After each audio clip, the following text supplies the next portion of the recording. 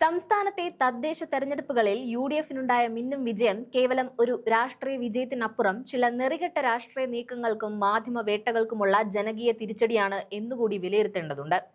യുവരാഷ്ട്രീയ നേതാവ് രാഹുൽ മാങ്കൂട്ടത്തിനെതിരെ ഉയർന്ന ലൈംഗിക അപവാദ വിഷയങ്ങളെയും തുടർന്ന് രജിസ്റ്റർ ചെയ്ത ബലാത്സംഗ കേസുകളെയും ആയുധമാക്കി കോൺഗ്രസിനെയും യുഡിഎഫിനെയും പ്രതിരോധത്തിലാക്കാൻ ശ്രമിച്ച സിപിഎമ്മിനും ഇടതുമുന്നണിക്കും എൻഡിഎക്കും ഏറ്റ കനത്ത പ്രഹരമാണ് ഈ തെരഞ്ഞെടുപ്പ് ഫലം.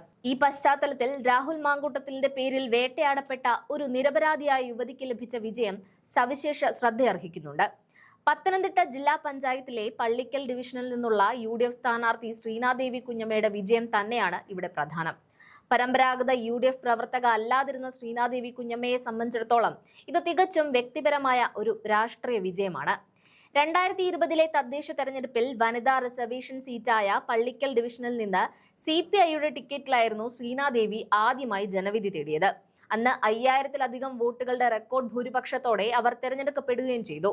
എന്നാൽ പാർട്ടിയിലെ പുഴുക്കുത്തുകൾക്കെതിരെ ശക്തമായി പ്രതികരിച്ചതാണ് അവർക്ക് വിനയായത്.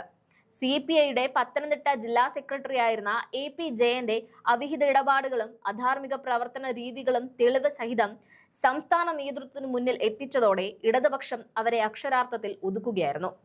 പത്തനംതിട്ട ജില്ലാ പഞ്ചായത്ത് അധ്യക്ഷ പദവി വാക്ക് നൽകിയിരുന്നെങ്കിലും അതിൽ നിന്ന് അവരെ മാറ്റി നിർത്തി. ഇതിന് പിന്നാലെ വധശ്രമം അടക്കമുള്ള കള്ളക്കേസുകൾ അവരുടെ തലയിൽ കെട്ടിവെച്ച് വലിയ രാഷ്ട്രീയ വേട്ടയാടലാണ് അവർക്ക് നേരിടേണ്ടി വന്നത്. ഇത്രയൊക്കെ സംഭവിച്ചിട്ടും അവസാന നിമിഷം വരെ സിപിഐയിൽ പിടിച്ചു നിൽക്കാൻ അവർ ശ്രമിച്ചിരുന്നു. പിന്നീടാണ് രാഹുൽ മാങ്കൂട്ടം ലൈംഗിക അപവാദ വിഷയം ഉയർന്നു വരുന്ന ഘട്ടത്തിൽ അവർ പങ്കുവച്ച ഫേസ്ബുക്ക് പോസ്റ്റിലൂടെ ശ്രീനാദേവി വീണ്ടും കേരളത്തിന് ശ്രദ്ധയിലേക്ക് എത്തുന്നത്. ആ സമയത്ത് ഒരു പ്രമുഖ മാധ്യമത്തിലെ വനിതാ മാധ്യമ പ്രവർത്തക തന്നെ ഫോണിൽ വിളിച്ച് നിങ്ങളും രാഹുലിന്റെ ഇരയാണ്, ധൈര്യമായി കഥകൾ തുറന്നു പറഞ്ഞോളൂ എന്നാവശ്യപ്പെട്ടതായി അവർ വെളിപ്പെടുത്തി. ഈ മാധ്യമം റിപ്പോർട്ടർ TV ആണെന്നും സിപിഐയിൽ നിന്ന് രാജിവെച്ച് കോൺഗ്രസിൽ അംഗത്വം സ്വീകരിച്ചതിന് പിന്നാലെ ശ്രീനാദേവി തന്നെ വെളിപ്പെടുത്തിയിരുന്നു. രാഹുലിന്റെ അടുപ്പക്കാരി, കാമുകി, ഇര എന്നീ നിലകളിൽ അവരെ വലിയ രീതിയിൽ അധിക്ഷേപിക്കുകയും ചെയ്തു. ഇതിനെല്ലാം പിന്നിൽ സിപിഐയുടെ മുൻ പത്തനംതിട്ട ജില്ലാ സെക്രട്ടറി AP ജയന് വ്യക്തമായ പങ്കുണ്ടെന്ന് ശ്രീനാദേവി പലവട്ടം ആരോപിച്ചിട്ടുണ്ട്. അവരുടെ സ്വഭാവ ശുദ്ധിക്കെതിരെ ഏറ്റവും നിന്ദ്യമായ ആരോപണങ്ങൾ ഉന്നയിച്ച ഓൺലൈൻ മാധ്യമ പ്രവർത്തകൻ രാജൻ ജോസഫിനെതിരെ ശ്രീനാദേവിയും മാതാപിതാക്കളും രേഖാമൂലം പരാതി നൽകിയിട്ടും ആദ്യഘട്ടത്തിൽ പോലീസ് കേസെടുക്കാൻ പോലും കൂട്ടാക്കിയില്ല. എന്നാൽ വെട്ടുവീഴ്ചയില്ലാത്ത പോരാട്ടത്തിലൂടെ അവർ കേസെടുപ്പിക്കുകയും രാജൻ ജോസഫിന് മുൻകൂർ ജാമ്യം എടുക്കേണ്ട സാഹചര്യവും വരെ ഉണ്ടായി. മുൻപ് തനിക്കെതിരെ ചുമത്തപ്പെട്ട കള്ളക്കേസുകളിലെല്ലാം തന്നെ കോടതിയെയും മുഖ്യമന്ത്രിയുടെ ഓഫീസിനെയും സമീപിച്ച് പുനരന്വേഷണത്തിനുള്ള അനുവാദം തേടി നിരപരാധിത്വം നേരത്തെ തന്നെ തെളിയിച്ചിട്ടുമുണ്ട് ഈ യുവ നേതാവ്. ഇത്തവണ, അതായത് 2025 തെരഞ്ഞെടുപ്പിൽ സിപിഐയുടെ പൊന്നാപുരം കോട്ടയായ പള്ളിക്കൽ ഡിവിഷനിൽ നിന്ന് തന്നെ കൈപ്പത്തി ചിഹ്നത്തിൽ കോൺഗ്രസിന്റെ സ്ഥാനാർത്ഥിയായി അവർ വീണ്ടും ജനവിധി തേടാനിറങ്ങി. UDFിലേക്ക് എത്തിയപ്പോൾ സുരക്ഷിതമായ മറ്റൊരു ഡിവിഷൻ അവർക്ക് വാഗ്ദാനം ചെയ്തിരുന്നുവെങ്കിലും പള്ളിക്കലിൽ താൻ നടത്തിയ പ്രവർത്തനങ്ങളുടെ അടിസ്ഥാനത്തിൽ ജനങ്ങൾ വിലയിരുത്തട്ടെ എന്ന അഭിപ്രായമാണ് അവർ പ്രകടിപ്പിച്ചത്. അതുകൊണ്ട് തന്നെ ഏറ്റവും വെല്ലുവിളികൾ നിറഞ്ഞ സിപിഐ ശക്തി കേന്ദ്രത്തിൽ നിന്ന് തന്നെ അവർ വീണ്ടും മത്സരിച്ചു. ശ്രീനാദേവിയുടെ പരാജയം റിപ്പോർട്ടർ TVയും ഇടത് സൈബർ പ്രൊഫൈലുകളും ഏറെ ആഗ്രഹിച്ചിരുന്നു.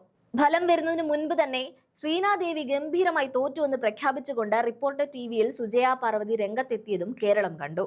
എന്നാൽ യഥാർത്ഥ ഫലം പുറത്തു വന്നപ്പോൾ സിപിഐയുടെ പൊന്നാപുരം കോട്ട തകർന്നു വീഴുകയായിരുന്നു.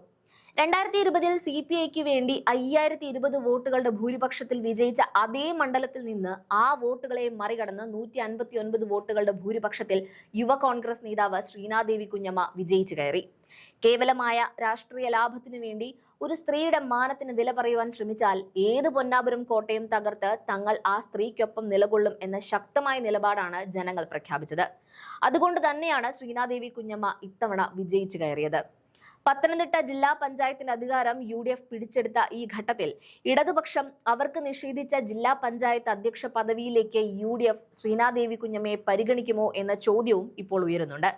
രാഷ്ട്രീയ മുതലെടുപ്പിനു വേണ്ടി പെൺവേട്ടയ്ക്കിറങ്ങുന്ന CPMന്റെയും ഇടതുപക്ഷത്തിന്റെയും അവരെ അനുകൂലിക്കുന്ന സൈബർ പ്രൊഫൈലുകളുടെയും അവർക്ക് കുടപിടിക്കുന്ന റിപ്പോർട്ടർ TV പോലുള്ള മാധ്യമ സ്ഥാപനങ്ങളുടെയും പരാജയം കൂടിയാണ് ശ്രീനാദേവി കുഞ്ഞമ്മയുടെ ഈ വിജയം. സിപിഐയെ സംബന്ധിച്ചിടത്തോളം പള്ളിക്കൽ ഡിവിഷനിലെ ഈ പരാജയം കേവലം ഒരു സീറ്റിലെ തോൽവിയല്ല, മറിച്ച് പത്തനംതിട്ട ജില്ലാ പഞ്ചായത്തിൽ സിപിഐക്ക് ഇതോടുകൂടി ജനപ്രതിനിധികൾ ഇല്ലാതായിരിക്കുകയാണ്. AP ജയൻ എന്ന വ്യക്തിയെ സംസ്ഥാന സെക്രട്ടറി ബിനോയ് വിശ്വം സംരക്ഷിച്ചു നിർത്തുന്നിടത്തോളം കാലം ഇതിനപ്പുറവും സംഭവിക്കുമെന്നാണ് CPI-കാർ തന്നെ പറയുന്നത്.